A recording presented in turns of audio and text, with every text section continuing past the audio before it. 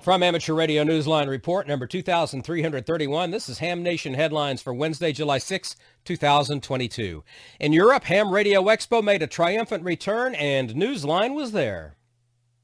Last weekend saw the 45th Ham Radio Expo in Friedrichshafen, the first after 3 years of lockdowns and 2 cancelled events. All were eager to get back to the Neue Messe in Friedrichshafen on Lake Constance in the south of Germany. Turnout was expected to be around 10,000 compared to just under 14,000 in 2019. After the effects of the pandemic and with the current inflation levels, this is not a bad showing. While the main hall seemed a little less full than normal due to the stands of Kenwood and Yesu not being there along with the large Vimo retailer, the flea market in its 2 Zeppelin-sized halls was fuller than in 2019. Talking with dealers and manufacturers, I learned they were glad to have, it seems, come through the pandemic. Several, however, said it was close and another lockdown would have meant the end to their businesses. Many are worried about parts supply, and while most have stockpiled components, their stock is dwindling. For Amateur Radio Newsline, I'm at DD5LP.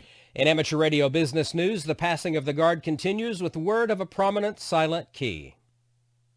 The man behind the highly successful company Airhorn Technological Operations has become a silent key. Dick Airhorn, W4EA, W4ETO, started the company in 1970 and began production of the line of high-power alpha RF amplifiers so popular in the amateur radio community. Dick was a lifelong ham. Mary Bittner, WB0PXM, told Newsline that Dick and her late husband, the Reverend Paul Bittner, who had held the call sign W0AIH, had been friends since their Minnesota high school days when they met through a school amateur radio club. She described Dick as a good friend and a man of faith. She said Dick, who was in failing health, died Sunday, June 26th in Virginia. He was 88. Newsline anchor Neil Rapp, WB9VPG. A special event is underway to celebrate the life of a ham known globally as a man of adventure and compassion. The gifts of friendship, humanitarian gestures, and good DX that filled the life of Zorro Miyazawa, JH1AJT, are being celebrated by operators of a month-long special event station, 3 Delta 2 Alpha Juliet Tango, in Fiji through to late July.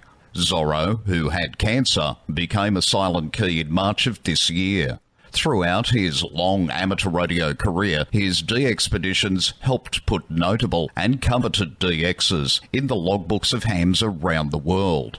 Zorro was also known for his charitable work on behalf of children in Cambodia, Bangladesh, Japan and elsewhere. The special event operators will be on the air using CW, SSB, FT4, FT8, and VARA CHF digital chat until the 27th of July, which would have been his 73rd birthday. According to the station's page on QRZ.com, the final day on the air will be marked with a farewell party organised by Zorro's widow at one of the schools her husband founded in Fiji. QSL via Club Log. For Amateur Radio Newsline, I'm Jason Daniels, VK2LAW.